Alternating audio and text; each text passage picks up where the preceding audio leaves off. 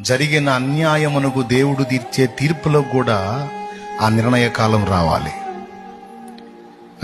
మొత్తానికి ఉంటది సినిమా. ఎవడికి చూపించే సినిమా వాడికి చూపిస్తాడుగా, ఎవడిని వదిలిపెట్టడు.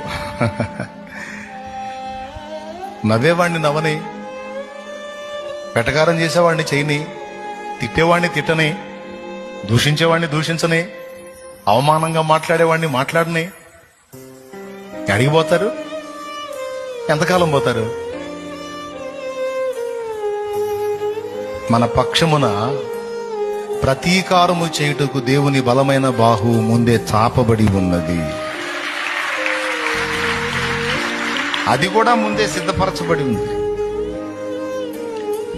నేను ఇలాగా నా లైఫ్లో ఇప్పటి వరకు ఎన్నో కార్యాలు పొందుకున్నా.